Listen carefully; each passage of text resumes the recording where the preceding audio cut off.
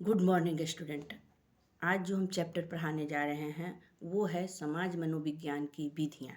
तो सबसे पहले हमें क्या जानने की आवश्यकता है? तो सबसे पहले कि किसी भी विज्ञान के लिए दो बातों की आवश्यकता होती है। पहला, निश्चित विषय वस्तु तथा निश्चित विधि।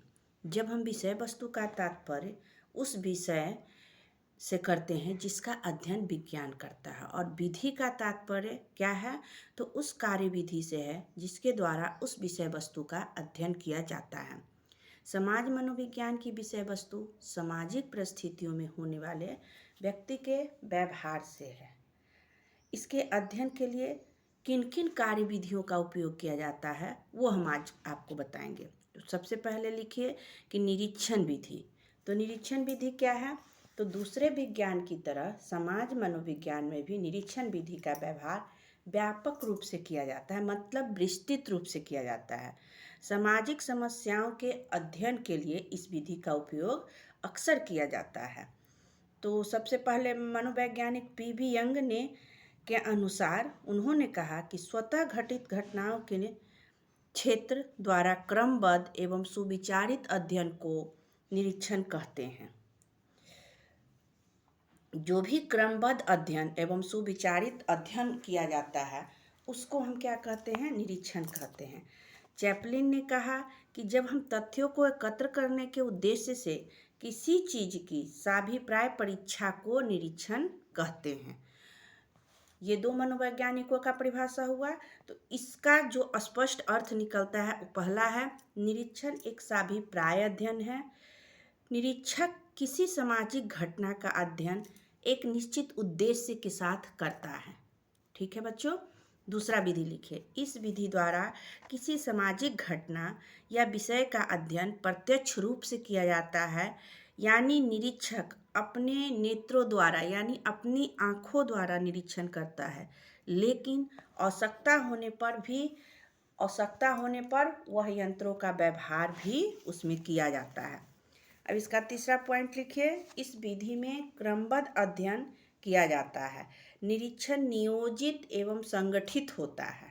जब भी हम निरीक्षण करेंगे तो क्या होगा? नियोजित तथा संगठित। अब चौथा में है, निरीक्षक अपने निरीक्षण के आधार पर जिन सूचनाओं को प्राप्त करता है उन्हें लिख लेता है। लेकिन आजकल तो बहुत चीज़ों का उपयोग होता है, जैसे tape recorder, camera, social media, इसी तरह के अन्य साधनों का व्यवहार किया जाता है। ठीक है। तो अब सबसे पहले आप लिखिए निरीक्षण के प्रकार। तो निरीक्षण के प्रकार में आपको पढ़ना है अनियंत्रित निरीक्षण।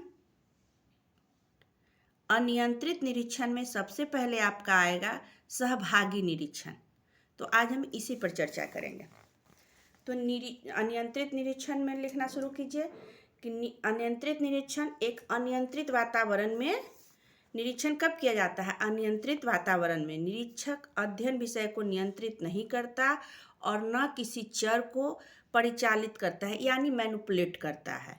कोई घटना जिस रूप में घटित होती है उसी रूप में उसका अध्ययन किया जाता है। अध्ययन को अधिक स्वाभाविक बनाने के लिए यंत्रों का व्यवहार प्रायः नहीं किया जाता है।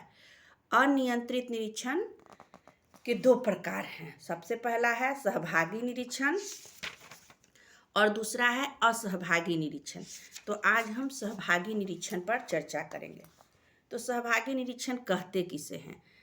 इस प्रकार के निरीक्षण में जिस समूह का अध्ययन करना होता है, निरीक्षक उस समूह में भेष बदलकर एक सदस्य की तरह रहने लगता है। वह समूह के सदस्यों के साथ रहकर ही सदस्यों का व्यवहार का अध्ययन करता है तथा आवश्यक बातों को लिखता है। जब उसका अध्ययन पूरा हो जाता है तो वह समूह छोड़कर चला जाता है। ठीक है। तो सबसे पहले पी.वी. यंग ने कहा कि सहभागी निरीक्षक अनियंत्रित निरीक्षण का व्यवहार करते हुए उसी समूह जीवन में रहता है जिसका वह अध्ययन करता रहता है। ठीक।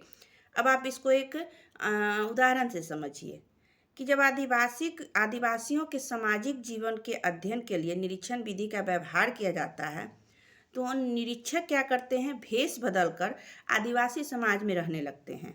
वह आदिवासियों के साथ घुल मिल जाते हैं और उसे अपने ही समूह का एक सदस्य समझने लगता है। कौन समझता है? आदिवासी। और उस पर किसी तरह का संदेह वह नहीं करते। इस प्रकार निरीक्षक उनके साथ रहकर जीवन के संबंध में आवश्यक बातों की जानकारी हासिल करता है और लिखता चला जाता है। जब उसका काम पूरा हो जाता है तो क्या करता है? वहाँ से समूह छोड़कर चला जाता है। इस तरह सहभागी निरीक्षण विधि द्वारा किसी समूह या समाज का अध्ययन किया जाता है। अब इसमें सहभागी निरीक्षण के गुण में लिखिए। सबसे पहला स्वाभाविक अध्ययन, दूसरा उपयुक्त अध्ययन, तीसरा वास्तविक अध्ययन, चौथा निरीक्षित को सुविधा, पांचवा गहन अध्ययन, गहन एवं विस्तृत अध्ययन। ठीक है, ये हमने आपको गुण लिखवाए। अब सहभागी निरीक्षण के दोष लिखिए।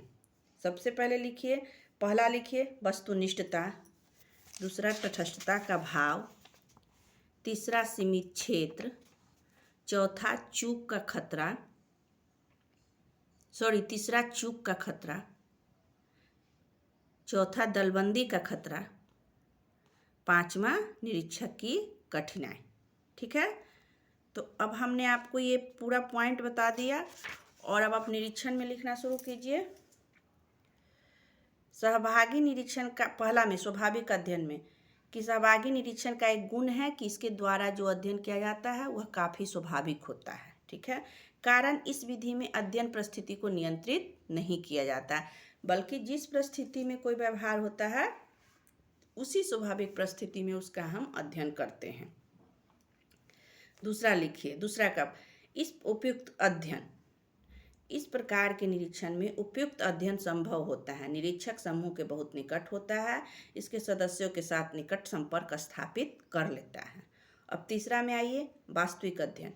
यह निरीक्षण विधि द्वारा जो अध्ययन किया जाता है वह अधिक वास्तविक होता है, क्योंकि अध्ययन स्वाभाविक परिस्थिति में होता है और निरीक्षक बहुत नज़दीक से सदस्यों के व्यवहार का अध्ययन करता है। ठीक है, अब चौथा, इस विधि से निरीक्षण करते समय समूह के सदस्य को किसी तरह की असुविधा महसूस नहीं होती। अब पांचवा, यहाँ निरीक्षक गहन एवं विस्तृत अध्ययन। यहाँ निरीक्षक को गहन अध्ययन करने का अवसर मिलता है। वह समूह के सदस्यों के सामाजिक व्यवहारों तथा पारस्परिक प्रतिक्रियाओं का अध्ययन बिल्कुल नज़दीक से करता है, इसलिए अध्ययन काफ़ी गहन होता है। तो आज हमने आपको सहभागी निरीक्षण के गुण बताएं। अगले क्लास में इसका हम दोष लिखवाएंगे।